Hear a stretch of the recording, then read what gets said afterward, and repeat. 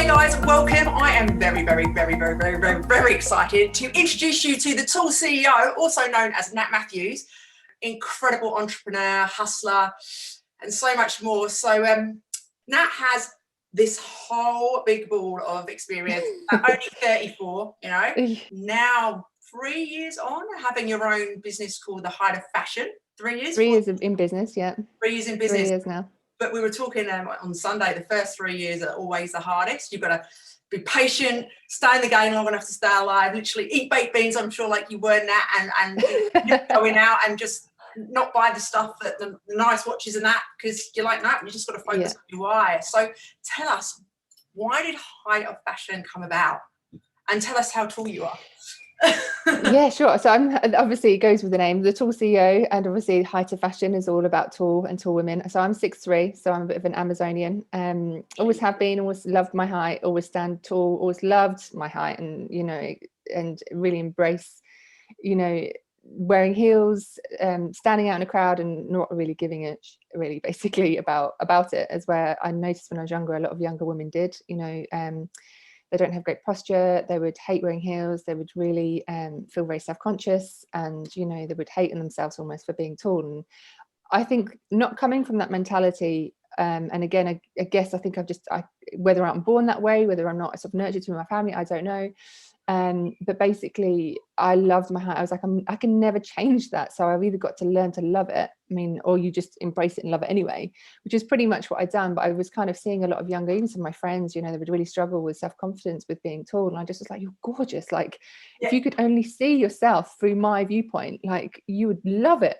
You'd absolutely love it. And they just wouldn't, they'd hunch over, they would shy away from standing out, they'd tell me negative things about what themselves, about being tall, how they didn't fit in, how they were bullied, all this kind of stuff. And I'm like, wowzers, okay, I need to do something in that space, in that mentality space, to try and change it and empower them and to kind of love it and give them and obviously it comes from a personal need too, don't get me wrong. That's what in my mind a pure entrepreneur is. It's like, you see a gap in the market, you provide a solution, and you don't stop until you started to make an impact. And that's not making a whole bunch of money, like that's probably an output down the track. It's about knowing that you can live your dream and you're providing a solution. It sounds like, and I know it's that you're empowering so many females now, not just tall ones, like girls as a whole, just to be women, confident in themselves. 100%. So that's, and men as well. As much as I talk about women and it's a brand for women, it's really, I have such a huge male supporter group out there who are loving what I do for, I even I'll tell you a story. I had it was a really cute story. So basically there's a couple, they've got a family, tall family, and the husband bought a pair of pants for his wife, as a gift. And he was the one who wrote me the little 5-star review. He was like, oh my goodness, like, this is the most amazing company I've stumbled on. My wife is the most gorgeous thing ever, like, since sliced bread. I've bought his trousers for her as a present. And then he comes back and he's just, I just want to say thank you ever so much. And then he goes on to sort of leave another review and just say, so FYI, I'm like 6'5" and my children are really tall. And, she looks absolutely amazing in these leggings. They don't fall down. And he gave me like a full on, a more descriptive review than what some of the tall girls do. And it just made my heart melt to go, do you know what? It's amazing what a support network you can have from another gender. It doesn't have to always be from your same audience. Yeah, and it's fulfilling your why, I suppose, as well, just hearing those stories and know that you're actually making an impact, and like, that's your vision, and you're getting all that feedback back, which I would imagine then would propel you forwards to go, alrighty, like, we're to keep going. Yeah. I suppose that's the thing I would imagine. And I know it is for me, that hangs in my head sometimes when I go, like, oh God, 13, 14 hour days and you're doing it all again. But you go, that feedback. 100%. Like, honestly, it's been many days. I mean, I think you would know, Sam. I think any entrepreneur goes, they're literally probably out of every month, there's maybe every single day you're like, why am I doing this? There's a thought at some point during the day, you're like, is this worth it? Is it worth this much pain? Is it worth this much struggle? Is it worth it? And then, do you know what? It's weird, because as soon as you put that thought out to the universe prevails every single time with like an answer, and it's usually always, hell yes, you should be doing this. Yeah. Like, the reviews I get are just, they've made me cry, some of them, just because they're like life changing to some people.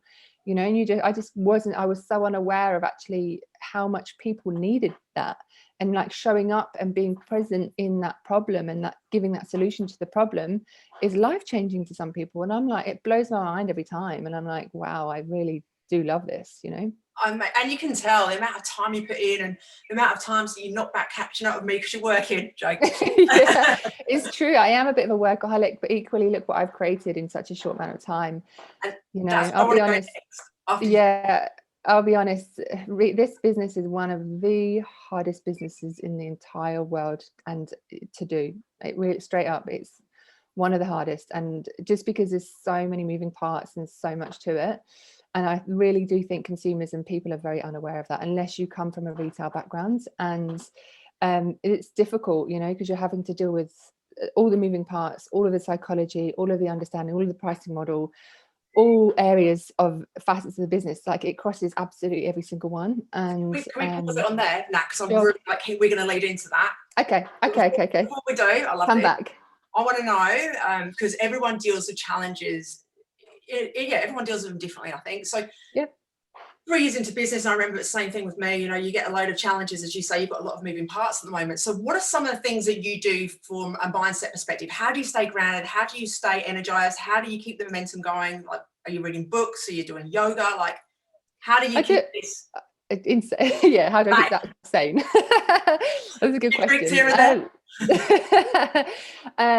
Definitely, I definitely read a lot of books. I think I try and share that on my social media, and I think it's pretty evident actually that I read a lot. I do a lot of personal development. I do a lot of mentorship groups. I'm a part of quite a few mastermind groups as well, just to keep me, you know, tipped up. I'll be honest, I've really had to grow significantly. I've had to break through my own glass ceilings by running a business.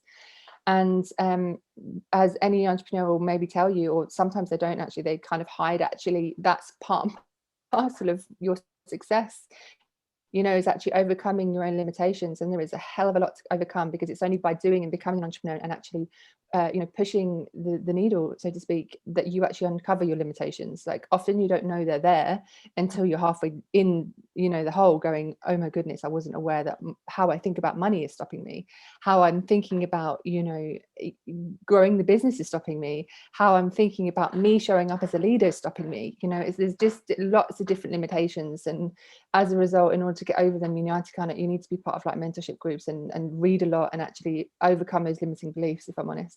I think every entrepreneur drowns a little bit. I think that's just part and parcel of the challenge, if I'm honest. You know, there's two types of people in the world that I look at it is, you've got people who will trade their time for money with a job, and it's secure and safe, and there's no sort of like, the growth is within, you know, the structure of the organization, that they don't have to grow themselves too much. They just kind of work for their time and their money.